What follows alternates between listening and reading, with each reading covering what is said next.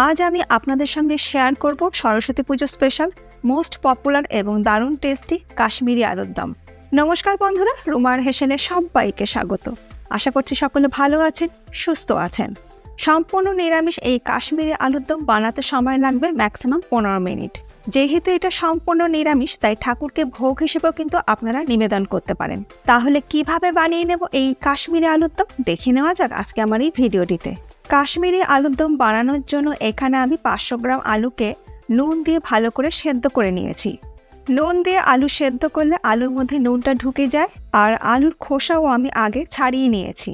এবার আলুগুলোকে মাঝখান থেকে অর্ধেক করে নিচ্ছি। বড় আলুগুলোকে আমি মাঝখান থেকে অর্ধেক করে নিলাম, আর ছোট আলুগুলোকে গোটাই রেখে দিলাম। রান্নাটা করার জন্য কড়াইতে দিয়ে দেবো 4 টেবিল স্পুন সাদা তেল, তবে আপনারা কিন্তু সরষের তেলও করতে পারেন। তেল ভালো মতন গরম হয়ে গেলে সেদ্ধ করে টুকরো করে রাখা আলুগুলোকে তেলের মধ্যে দিয়ে ভালো করে ভেজে নেব।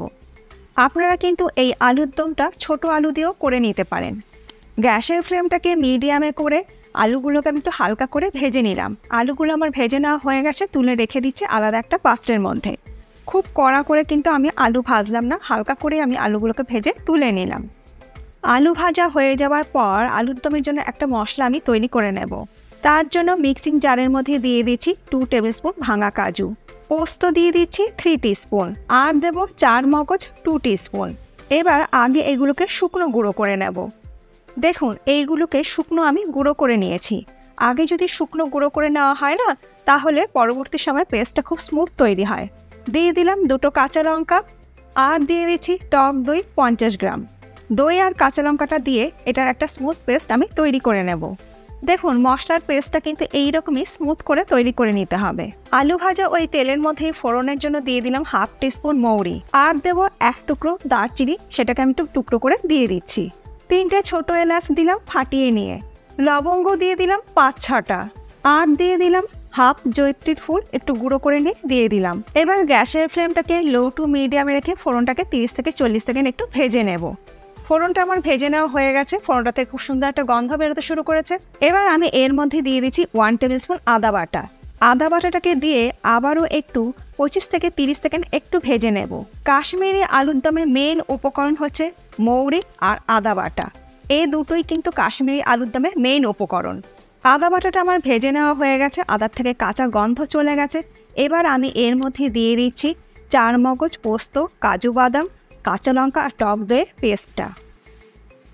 গ্যাসের ফ্লেমটাকে লোতে রেখে মশলাটাকে একটু কষিয়ে নেব। গ্যাসের ফ্লেম কিন্তু হাইতে করবেন না, কারণ কাজু বাদাম দেওয়া আছে, তলায় লেগে যেতে পারে। মিনিট 2 কষিয়ে নেওয়ার পর এর মধ্যে দিয়ে দিচ্ছি 1 টিস্পুন জিরে গুঁড়ো, 1/2 টিস্পুন ধনে গুঁড়ো, আর দেবো 1/2 teaspoon Kashmiri red chilli powder. নুন দিয়ে দিলাম স্বাদ মতন। মিক্সিং জারের মধ্যে যেটুকুনো মশলা লেগেছিল তার মধ্যে সামান্য একটু জল দিয়ে সেই জলটাও আমি দিয়ে দিলাম।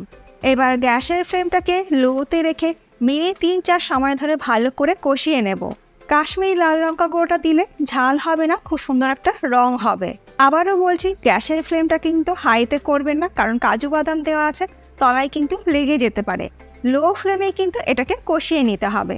মশলাটা আমার ভালো মতন কষিয়ে নেওয়া হয়ে গেছে, মশলা থেকে কাঁচা গন্ধ চলে গেছে, আর মশলা থেকে কিন্তু তেলও সেপারেট হতে শুরু করেছে। এরপর এর মধ্যে আমি দিয়ে দেব আগে থেকে সেদ্ধ করে ভেজে রাখা আলু। এবার লো ফ্লেমে মশলার সঙ্গে আলুটাকে মিনিট 2 সময় ধরে ভালো করে কষিয়ে নেব। লো ফ্লেমে মিনিট 2 ভালো করে কষিয়ে নেবার পর এর মধ্যে দিয়ে দিচ্ছি হালকা গরম জল 1 কাপ। খুব বেশি কিন্তু জল দেওয়ার প্রয়োজন নেই। সব কিছু ভালো করে মিশিয়ে নেবার পর ঢাকা দিয়ে লো ফ্লেমে 5 থেকে 6 মিনিট এটাকে একটু কুক করে নেব। 5 মিনিট পর আমি ঢাকাটাকে খুলে নিলাম। দেখুন, ওপর থেকে কিন্তু খুব সুন্দর তেল ভেসে উঠেছে। সব কিছু আরও একবার ভালো করে আমি মিশিয়ে নিচ্ছি। আমাদের কাশ্মীরি আলুর দম কিন্তু মোটামুটি অলমোস্ট ডান। সব কিছু ভালো করে মিশিয়ে নেবার পর এর মধ্যে দিয়ে দিচ্ছি 2 টিস্পুন চিনি। চিনিটা কিন্তু অতি অবশ্যই দেবেন স্বাদটাকে ব্যালেন্স করার জন্য। আর যেহেতু নিরামিষ আর কাশ্মীরি আলুর দম কিন্তু একটু মিষ্টি মিষ্টি হয়, মিষ্টি মিষ্টি হলেই কিন্তু খেতে বেশি ভালো লাগে। আর একদম সব শেষে দিয়ে দিচ্ছি কাশ্মীরি আলুর দমের মেন উপকরণ মৌরি গুঁড়ো। 2 টিস্পুন আমি মৌরি গুঁড়ো দিয়ে দিলাম। এই মৌরি গুঁড়ো বা মৌরি কিন্তু আর আদা বাটা, এটাই কিন্তু কাশ্মীরি আলুর দমের মেন উপকরণ। এই কাশ্মীরি আলুর দমের মধ্যে কিন্তু আলাদা করে আর গরম মশলা গুঁড়ো বা ঘি দেওয়ার কিন্তু কোনোই প্রয়োজন পড়ে না। মৌরে গুঁড়ো দিলে খুব সুন্দর একটা সেন্ট তৈরি হয়, খেতে কিন্তু দারুণ লাগে। সব কিছু ভালো করে মিশিয়ে নেবার পর গ্যাসের ফ্লেমটাকে বন্ধ করে দিলাম, ঢাকা দিয়ে 2 মিনিট স্ট্যান্ডিং টাইমে রেখে তারপর এটাকে আমি গরম গরম সার্ভ করব। তৈরি হয়ে গেল দারুণ সুস্বাদু, কম সময়ে কম উপকরণে কাশ্মীরি আলুর দম। যেহেতু এটা সম্পূর্ণ নিরামিষ, তো যে কোনো নিরামিষ দিনে বা ঠাকুরকে ভোগ হিসেবেও কিন্তু এটাকে আমরা নিবেদন করতে পারি। আর এই আলুর দম কিন্তু খিচুড়ির সাথে যেরকম খেতে ভালো লাগে সেরকমই লুচির সাথেও ভালো লাগবে, আর পোলাওর সঙ্গেও কিন্তু খেতে দারুণ লাগবে। আজকে আমার এই সহজ পদ্ধতিতে কাশ্মীরি আলুর দমের রেসিপি আপনাদের কেমন লাগলো ছোট্ট একটা কমেন্ট করে জানাতে ভুলবেন না। ভালো লাগলে বাড়িতে বানানোর সাথে সাথে সবার সঙ্গে একটু শেয়ারও করে নেবেন। আপনারা যদি এই কাশ্মীরি আলুর দম বাসন্তী পোলাওর সঙ্গে খেতে চান, সেটাও আমার চ্যানেলে দেওয়া আছে বাসন্তী পোলাও রেসিপি, পাশেই আছে, একবার দেখে নিতে পারেন যারা দেখেননি। আশা করি এই রেসিপিটার মতন ওই রেসিপিটাও আপনাদের ভীষণই ভালো লাগবে। আজ তাহলে এই পর্যন্ত, আবার দেখা হবে নতুন কোনো ভিডিওর সাথে। ভালো থাকবেন, সুস্থ থাকবেন, ধন্যবাদ।